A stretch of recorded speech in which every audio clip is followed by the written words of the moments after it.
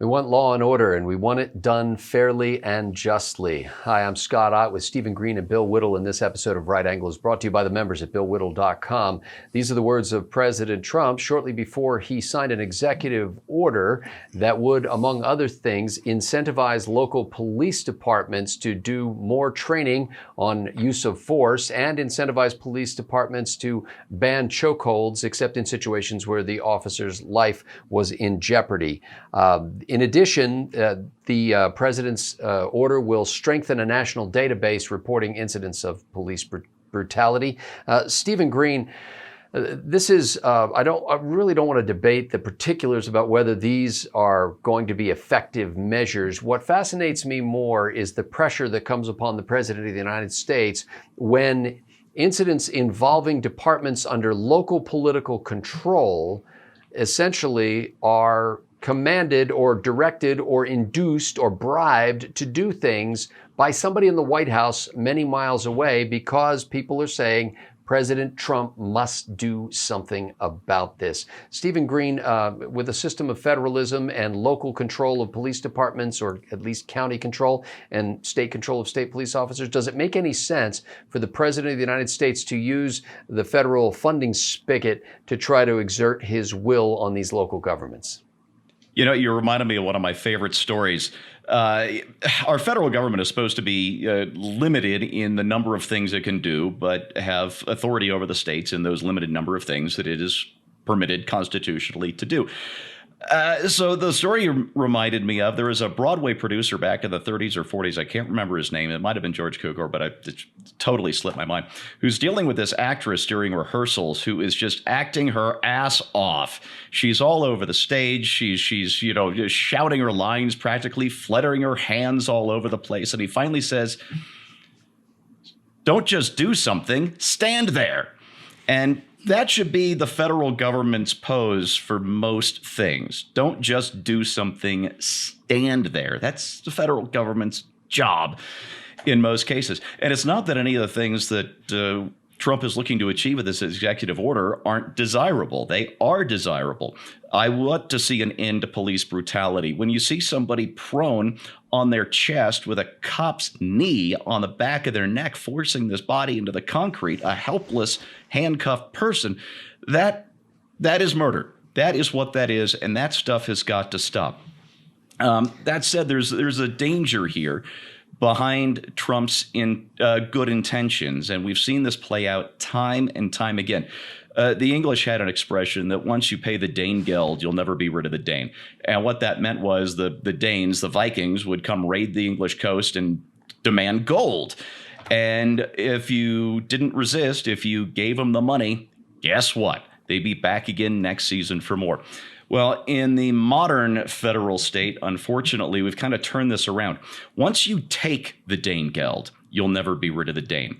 So what Washington does is there's some good thing that they want to achieve, say an end to police brutality. So they dangle the Dane geld in front of the states and the local governments. And they say, if you do what we want, we'll give you this money.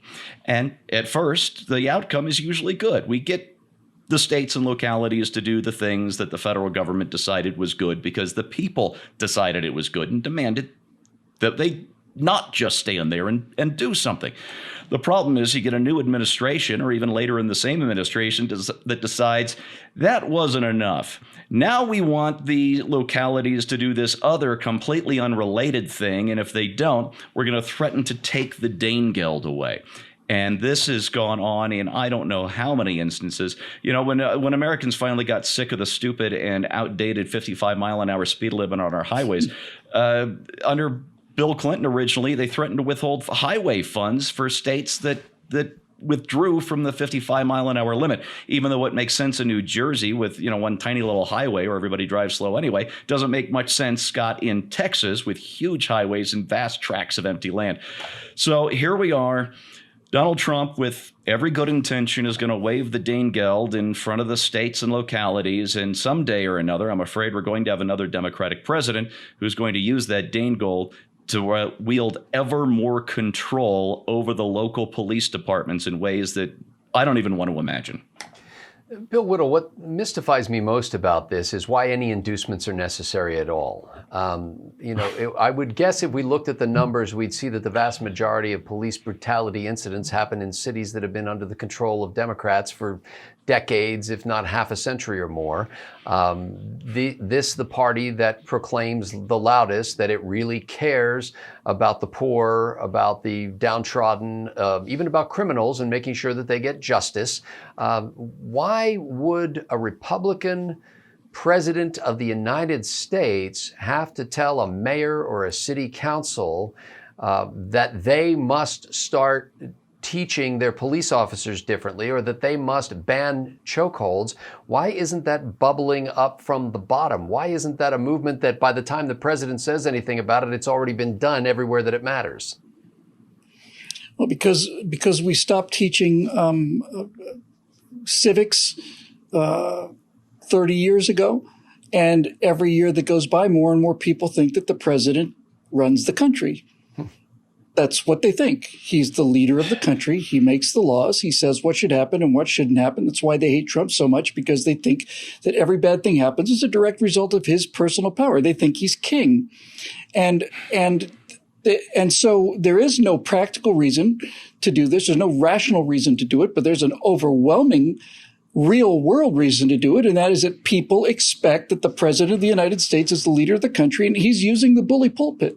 He's basically calling the national attention that goes wherever the president of the United States goes, no matter who it is, to this issue and saying, I'm now speaking as the essentially as the figurehead of the United States of America, saying, yes, this is a priority now. And I think he's got political reasons to do it, and I think he's got some personal reasons to want to do it too. The thing that's so amazing to me in this whole George Floyd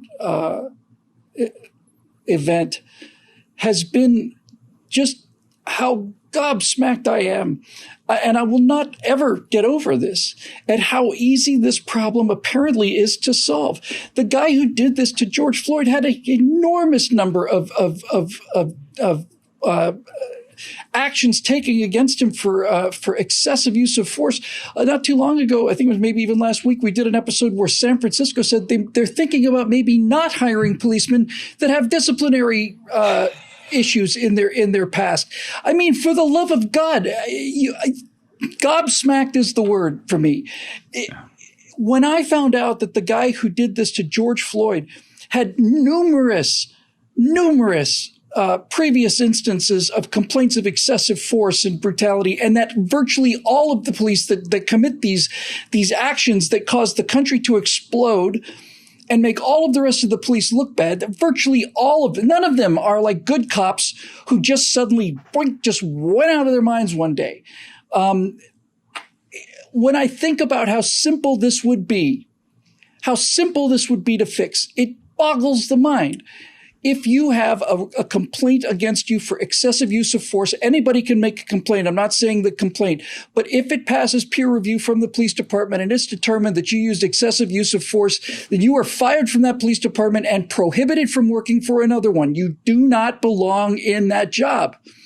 And it's the hardest job in the world. But when you look at how few policemen are guilty of these things, when I heard the things that this police officer had been already cited for, it's like I put the blame on the city of Minneapolis. It's like, what do you want? It's not like this came out of nowhere. So I guess what it all comes down to is the reason that Trump did it was because nobody teaches civics anymore. Nobody teaches civics anymore because of the teachers' unions being in the pockets of the Democrats in that whole relationship.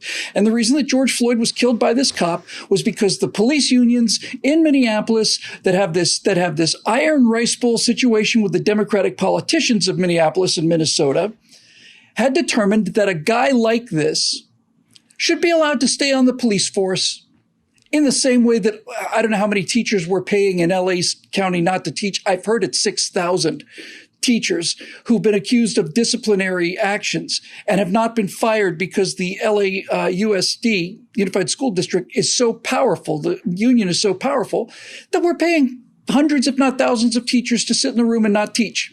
They can't be fired.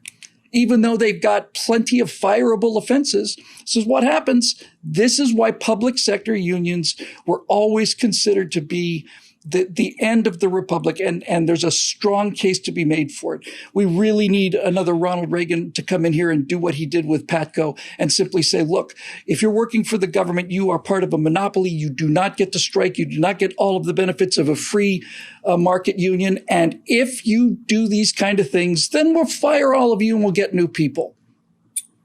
And he did. And he did. Yep.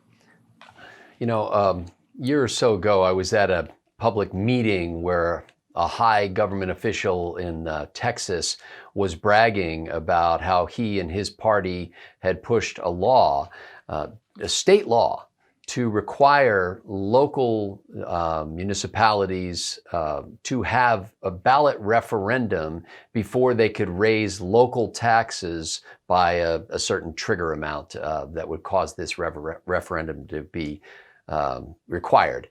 And he was bragging about this. And I stood up and asked a question and I said, why is it that the state government has to tell local communities about their own tax policies? Why is it that you're mandating this, for example, for the city of McKinney, that when it gets to a certain point, if local officials want to raise taxes, they have to do a public referendum? Isn't that the business of the people of the city of McKinney? And if they don't like how the tax policy is going there, they should throw out the bums who are passing higher taxes and elect some people who won't. And the upshot of the answer that this top state official gave me was the reason why we did something is because people were calling their state legislator. So because people didn't understand that state legislators don't have anything to do with city taxes, all of the Republican state legislators and top government officials decided, well, we better do something about it. And to me, this is what this looks like. If you're the president of the United States, I think you can take action on this, but you merely need to do it with your words and say, look, I understand that there is a great concern in America's cities that some police are using brutal methods on perpetrators or suspects. I also understand that there's a national concern about these chokeholds being used by police. What I'm going to do is I'm just going to, at the next press conference, I'm going to have an easel next to me with a list of cities where the political officials say that they're concerned about this, but they continue to allow chokeholds and they haven't done anything in terms of training based on, use of force. Because really, that's their job. It's not the president of the United States' job. And all of this cry is coming from the political places where they say they care the most. And it just seems like an absurdity to see the mayor or the city council of a Democratic-controlled city crying out to the Republican White House and saying, please, you must tell us what to do here because we can't stop these chokeholds because we just love doing them. If you told us not to, we wouldn't do it so much. It just becomes, I don't want to make light of a serious situation, but it just becomes an absurdity to say that some local police force needs to have some guy in Washington, D.C. tell them to do the right thing. Do the right thing your own self. You know, you want a better country, start with your own life. You want a better government, start with your local government.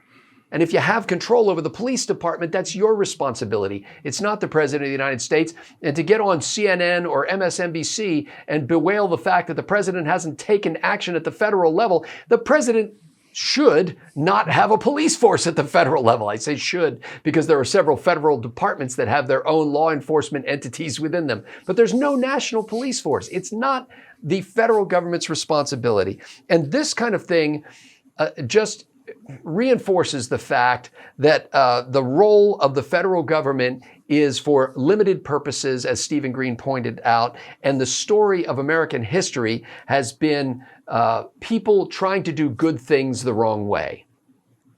You can do good things the right way.